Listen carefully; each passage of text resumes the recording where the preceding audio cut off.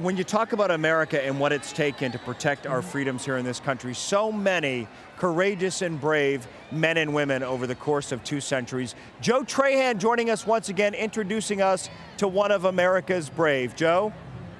Yeah, that's for sure, Rod. You know, on this day when we celebrate the freedom that our country stands for, we're always mindful of the men and women who have fought to serve and protect us and keep that freedom going. Soldiers like retired Marine Corporal John Hootsell, who was willing to pay the ultimate sacrifice to do his duty and fight for Americans. Right there, right there. Give him some down low. There, you're doing good. While fighting with his brothers in arms in Afghanistan, North Texas Marine John Hootsell's job was to counteract deadly improvised explosive devices.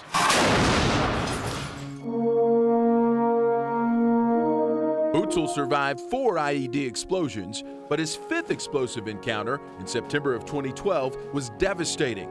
The 300-pound roadside bomb ripped a hole through the bottom of his vehicle. This picture shows what was left. When his wife Brandy got the news, doctors told family members to go meet John at a hospital in Germany to say goodbye. He broke his back and several vertebrae and suffered a spinal cord injury that forced a surgery doctors deemed a Hail Mary. Only 1% survived the surgery Hootsell endured, but he beat the odds. Now his death-defying service is being rewarded. The Hootsells treated to the surprise of a lifetime. We thought we were doing an interview. They surprised us. Thanks to Operation Finally Home and a national home builder, John and Brandy have broken ground on a new chapter in their lives. They'll be moving to Fort Worth into a custom-built, mortgage-free home. It's amazing. We've struggled so much, and to get something so great, it really feels good. Yeah, and it feels great to have retired Marine Corporal John Hootsell and his wife Brandy with us now. Corporal Hootsell had to go months before he actually realized what had happened on that fateful day. John, once you realized what happened, take us through. I mean, people at home can't fathom what it was like. What was it like when you found out? It was really crazy. I was knocked unconscious immediately whenever I was injured, put into a coma, rushed to Germany where they did surgery on me.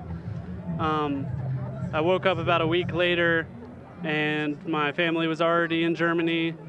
But at the time, because of my TBI, I was hallucinating, really no real memories for about 2 months. And a really tough time. It really was. And speaking of tough, what did the doctors in Germany tell you, Brandy, when you found out about the accident? They asked me to come to Germany because he wasn't going to live.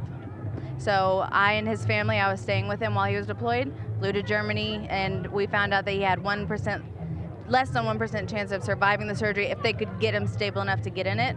We didn't even find out he was in the surgery till after we arrived in Germany, and he's the first person medically recorded to survive it and not be paralyzed from the neck down.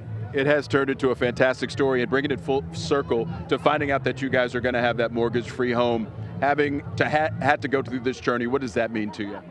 It means the world, honestly. It's a real game changer. I'm very excited to have that burden taken off of us. You know, Syntex Homes and Operation Finally Home have really put together a great program to help out the wounded military members of the United States Armed Forces, and it's really just fantastic.